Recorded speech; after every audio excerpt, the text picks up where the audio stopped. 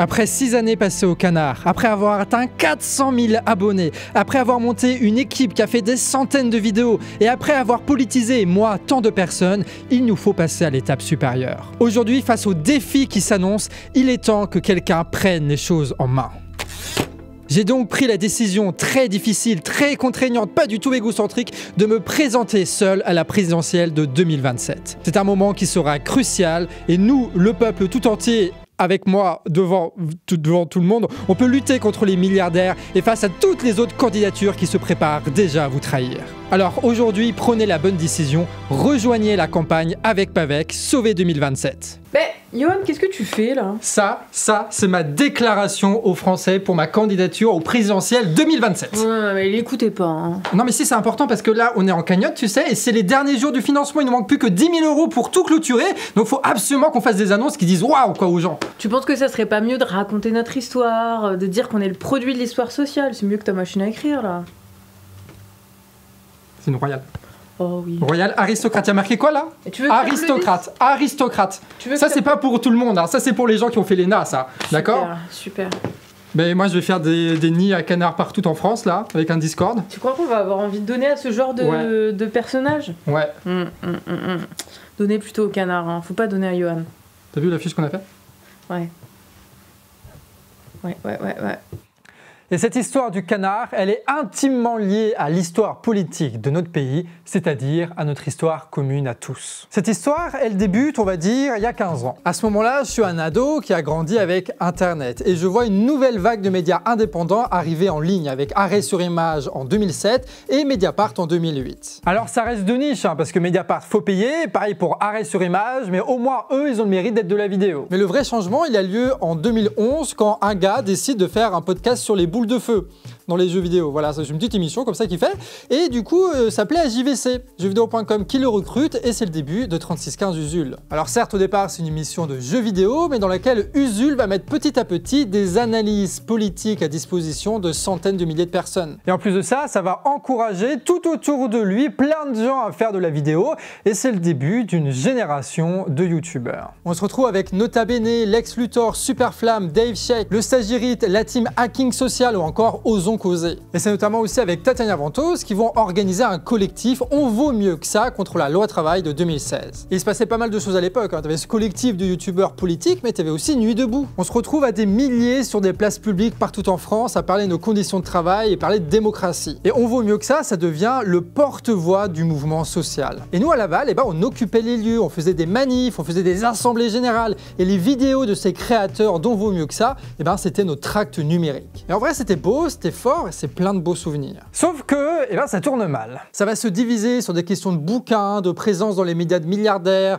personne n'a véritablement la même stratégie. Et au-delà du slogan, tu as des rivalités qui se mettent en place, les communautés s'insultent et se fracturent. On veut mieux que ça n'aura pas réussi l'épreuve du temps. Et dans le même temps, justement, Nuit debout est face à une impasse, on ne sait pas quoi faire, on se fait matraquer ou alors on est trop fatigué, donc on abandonne. François Hollande gagne et pire que ça, Macron se présente à la candidature de la présidentielle en 2017. Et là, on est un peu désespéré, parce que le mouvement n'a pas pris et on est face à une propagande de la télé qui semble plus forte que jamais. Alors t'as bien Mélenchon qui essaie de reprendre certaines revendications, organisations de Nuit debout, des contestations sociales pour faire une candidature populiste en 2017, mais ça passe pas. Ça passe même pas devant Fillon pour vous dire. Macron, il est élu et dès les premiers mois, il casse tout. Il met fin au statut des cheminots, il met en place la sélection à l'université. Quand c'est bloqué, il envoie les CRS pour casser la gueule des étudiants. Il met en place les ordonnances travail, donc la loi travail mais en pire. Macron se montre comme un bulldozer que rien n'arrête. Et en face de ça, tout le mouvement social est sidéré. Moi aussi je suis sidéré. Même les initiatives d'union de la gauche ne prennent pas. Il y a quelques grèves, quelques blocages, mais rien ne fonctionne vraiment et on a assez peu d'espoir. Les On vaut mieux que ça perdurent dans le temps, isolés, fragmentés, atomisés, chacun avec un petit discours mais sans stratégie réelle, ce qui fait qu'on patauge un peu là-dedans, jusqu'à une petite loi sur une petite taxe sur l'essence. On a tous un gilet jaune dans la bagnole. Foutez-le en évidence sur le tableau de bord toute la semaine là. Un petit code couleur pour montrer que vous êtes d'accord avec nous, avec le mouvement.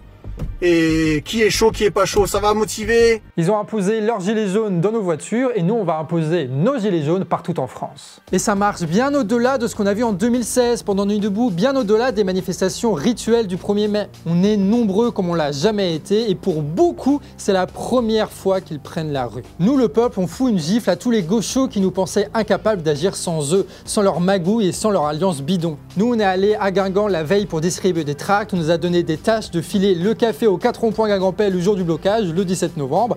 On s'est posé sur le rond-point de Grasse et ensemble on s'est intoxiqué au CO2. On a refait le monde encore et encore à 4 h du matin pour vérifier que les CRS n'allaient pas démarquer et on s'est fait gazer à Paris ensemble. Le peuple existe et quand il se met en action, ça fait des choses magnifiques. Si beau qu'avec Myriam, on avait commencé mi-2019 à faire des vidéos sur les gilets jaunes. Mais vu que j'étais un peu touche à tout, j'allais à chaque manif, écolo, syndical ou quoi que ce soit et je me dis que un média ça peut aider à fédérer localement toutes les forces qui se mettent en action. C'est quand même une bonne excuse d'aller à toutes les manifs, de devoir les filmer. Et c'est un truc qu'on avait depuis longtemps, on avait organisé à Guingamp le festival de l'écologie et de la bonne humeur, les gilets jaunes, les écolos ensemble dans une grande action au 1er mai. Sauf qu'il fallait médiatiser ce truc-là et donc il fallait filmer. Donc on a filmé Erwan et c'est la première vidéo du Canard. D'ailleurs ce festival a été soutenu par certaines personnalités politiques importantes du coin, notamment un certain Franck Lepage. C'est la première fois qu'on dit son nom dans cette vidéo et vous allez voir, c'est pas la dernière. Et là on se forge l'idée très forte que en vrai, c'est pas genre gauche-droite la seule façon de lire le monde politique. Et que les gilets jaunes, c'est ni de gauche ni de droite, c'est autre chose. C'est la révolte de nous qui galérons, de nous qui avons des boulots pourris, de nous qui avons des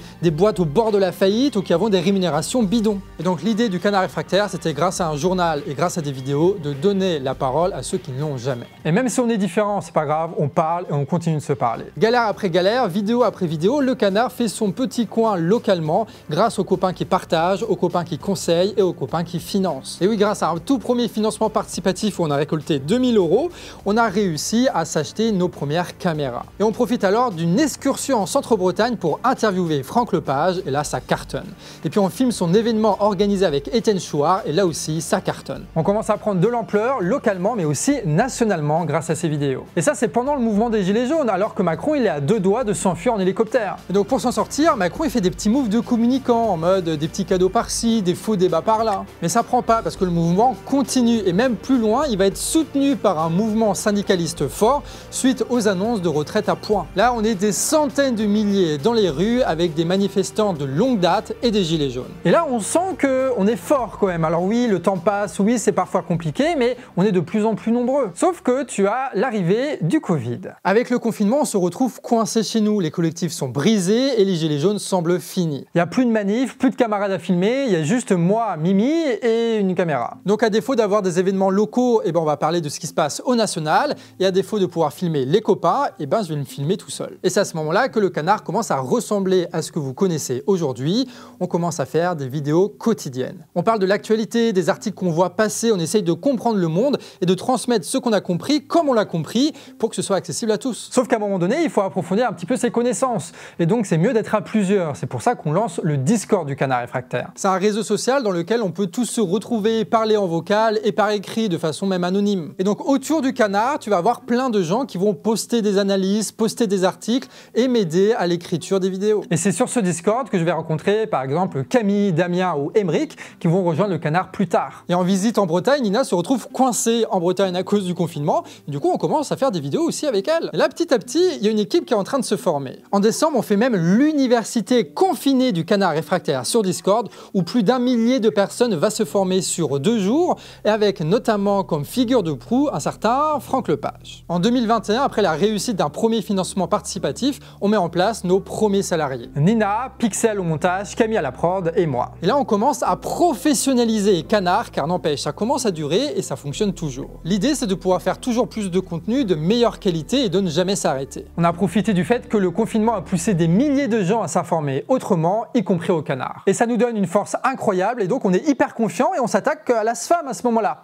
Ouais, là on est 2021 et on commence à faire n'importe quoi. N'importe quoi parce qu'en face on a un adversaire qui est beaucoup plus gros que nous. C'est une boîte d'assurance de smartphones qui a des partenariats avec Cdiscount ou la Fnac. Et c'est possédé par Sadri Fegaï, le plus jeune milliardaire de France. Il y a des lanceurs d'alerte qui nous ont communiqué le fait que tu avais des arnaques qui étaient faites au niveau des clients et que les salariés étaient maltraités. Alors nous, avec nos petits moyens, on les dénonce et on les attaque frontalement. Alors qu'à tout moment, si nous envoyaient les avocats, c'était terminé. Mais on a fait au bluff et ça a fonctionné. Enfin, ça a fonctionné pas vraiment parce que eux aussi, ils sont allés au bluff. Et oui, je perds mon appart parce que tu as cette boîte-là qui a mis la pression sur mon proprio. Et puisqu'ils ne peuvent pas s'attaquer au collectif, ils s'attaquent donc à l'individu dans l'espoir qu'on arrête cette affaire. Un isolement personnel comme un écho avec la société française de l'époque où on était toujours en train de subir le confinement ou juste après le confinement. C'est-à-dire que on avait perdu nos habitudes, on était isolés les uns des autres. Et à côté, tu as la violence de Macron qui redouble avec des arguments de la dette Covid et puis de la guerre en Ukraine en 2022 avant de remporter l'élection présidentielle. L'inflation, elle, nous pressurise chaque jour un peu plus et les collectifs sont moribonds. L'affaire de la SFAM se termine bien au final. Des journalistes reprennent notre travail, les publient, ce qui permet de libérer la parole et d'envoyer Sadri Fegaï au tribunal. De notre côté, on multiplie les vidéos, les analyses et les reportages. On teste plein de trucs, on se développe énormément et vous êtes toujours au rendez-vous. Ce qui nous permet de recruter davantage pour se développer davantage, faire des analyses plus approfondies et mieux mises en scène. On était sur cette lancée jusqu'à la campagne de financement de début 2023. Comme vous le savez, on est totalement indépendant, totalement transparent, donc on ne vit que de vos dons, que ce soit sur Tipeee ou que ce soit donc sur ces cagnottes annuelles qu'on fait depuis le début au Canard Réfractaire. Et la cagnotte de 2023, elle ressemble pas à la cagnotte de 2025 que vous êtes en train de vivre en ce moment. Non, en 2023, on était mal préparé, on savait pas comment vous présenter les choses, vous dire à quoi va véritablement servir cet argent, on voulait faire plus, mais niveau de la communication, on savait pas comment vous le dire. Un financement qui a eu lieu dans un contexte particulier, le mouvement des retraites à 64 ans. On est des millions dans la rue à protester contre cette réforme de merde, sauf que à côté, les centrales syndicales émiettent les journées d'action. Le confinement isolait les personnes et l'intersyndicale, elle, isole les grèves. Et on finit avec un 49.3 et 2 ans de retraite en moins. Ce à quoi s'ajoute tout le reste, l'inflation, les salaires qui stagnent, les mutuelles qui augmentent leurs prix, les grandes distributions qui se gavent. C'était compliqué et la situation, elle était difficile et nous, ça nous a envie de faire plus, quoi. Et si on n'a pas suffisamment d'argent pour recruter davantage,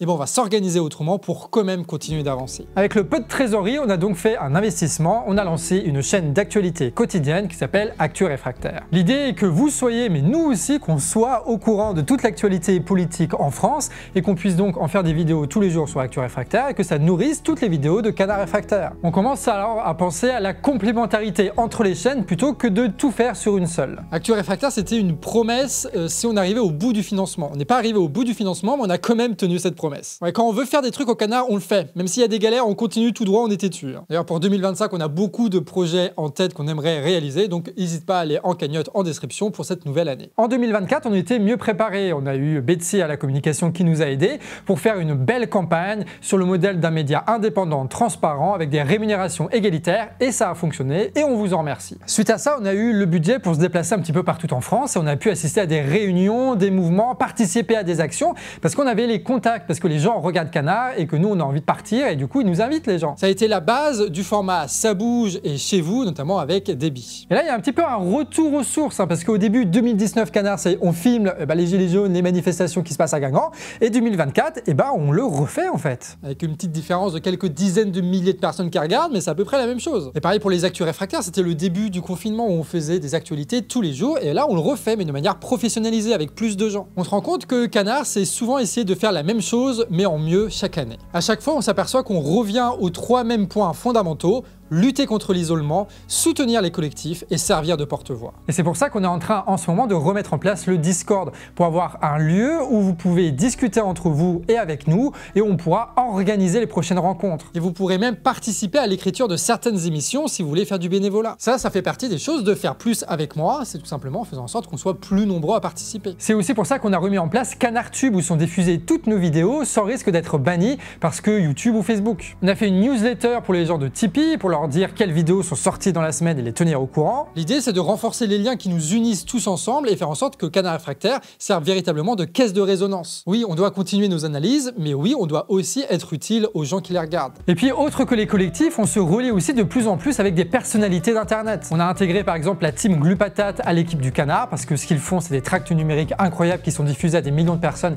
Il fallait absolument qu'ils soient professionnalisés. On a eu l'occasion de le faire, donc on l'a fait. On participe aussi à de nombreux débats, à des émissions chez d'autres gens, et puis on en invite aussi de plus en plus. L'idée étant qu'au Canard Réfractaire, on puisse aussi faire des interviews de gens que vous voyez pas ailleurs. Et puis c'est comme les discussions qu'on a en ce moment avec la Padu Team, avec Padu, Dr Zoé, Chris de Position Revue. Un peu comme on vaut mieux que ça, on se dit il faut quand même qu'on arrive à se parler et à faire des choses ensemble. Mais pas comme on vaut mieux que ça, on veut que ce soit sur des bases qui soient solides et avec des militants qui savent ce qu'ils font. On veut participer à un nouveau pôle de médias indépendants qui se parlent entre eux, qui s'entraident pour faire en sorte de faire monter des nouveaux visages et aussi pour mutualiser tout ce qui est possible pour mieux s'organiser ensemble. C'est la Padu Team qui a soumis cette idée de fédération médiatique et nous, ça nous a immédiatement parlé. Bref, faire mieux qu'on vaut mieux que ça. Et même justement retourner à notre source, à ce qui a toujours été le Canard Réfractaire, à cette histoire qui semble se répéter mais avec toujours plus de force, notamment avec Franck Lepage. Je fais une bêtise là. Oh merde. Ah ouais, Allez, peut-être on l'a cassé maintenant. Ouais, je crois, ouais. Bref, quand on refait toute cette histoire, on peut pas dire que ça a été le fruit d'une seule personne, ça a été le fruit d'un collectif porté par un mouvement historique. Et c'est important, ça, de penser qu'il y a des choses qui nous dépassent tout le temps. Il faut pas laisser nos espoirs tout reposer sur un individu en pensant que, bon bah, il y a que ça qui compte, quoi. Cette logique-là, elle conduit forcément à des déceptions, à des trahisons, et ça nous a mis de la défiance entre nous, entre tout le monde, ça crée de la désespérance, ça nous isole. L'isolement, la résignation, le désespoir, ce sont eux nos ennemis. Et nous, à travers le Canard Réfractaire, on veut vous proposer un média différent et un modèle différent. On vous propose qu'on rejoigne tous cette force qui a déjà marqué l'histoire récente comme ancienne, une force qui la marquera encore sans laisser un nom unique derrière elle. Cette force du collectif qui fait que on avance toujours ensemble et qu'on se réjouit de nos victoires communes. Que quand on recule, on apprend et on admire notre résistance. Quand l'un d'entre nous tombe, un autre le relève, mais que toujours on marche devant soi, toujours plus nombreux, toujours mieux organisés. Pour que quand on lève la tête du guidon, parfois ça nous arrive, et qu'on regarde autour de nous combien on est et à quel point on est beau, qu'on a des étoiles dans les yeux. Et c'est ça, nous, notre fierté au Canard, c'est que ce soit une œuvre accomplie et collective, et que c'est que comme ça qu'on peut l'apprécier, et que c'est que comme ça qu'elle est belle. Et nous, en vrai, c'est ça qu'on a en tête quand on fait le financement, c'est ce stress-là et cette fierté-là en même temps. Avec ce stress de quand ça marche pas, on se dit putain, mais comment on va s'en sortir? Est-ce que c'est la fin de cette histoire? Et puis la fierté et la joie de voir autant vous mobiliser au ce début de mois avril pour nous permettre peut-être de pouvoir rempiler notre année. On pense à toutes ces choses qu'on a traversées ces 6 dernières années, et il y en a eu, et on pense aussi à tout ce qu'on va pouvoir accomplir ces prochaines années tant que vous nous faites confiance. Bref, on n'a jamais été aussi fiers d'être l'un de vos outils de la militance, l'un de vos outils de la prochaine révolution, et on espère pouvoir le faire encore des années. Bref, contre tous ceux qui nous pillent, contre tous ceux qui nous mentent, contre tous ceux qui nous forcent à baisser la tête, il faut rester ensemble, unis et continuer. Bref, il reste plus qu'une dizaine de jours pour terminer ce financement participatif. C'est très important pour nous. N'hésitez pas à aller voir ça en description si vous voulez qu'on refasse une nouvelle année, qu'on vous repropose plein de vidéos et que l'année prochaine on vous refasse une vidéo storytelling comme celle-là pour qu'on vous raconte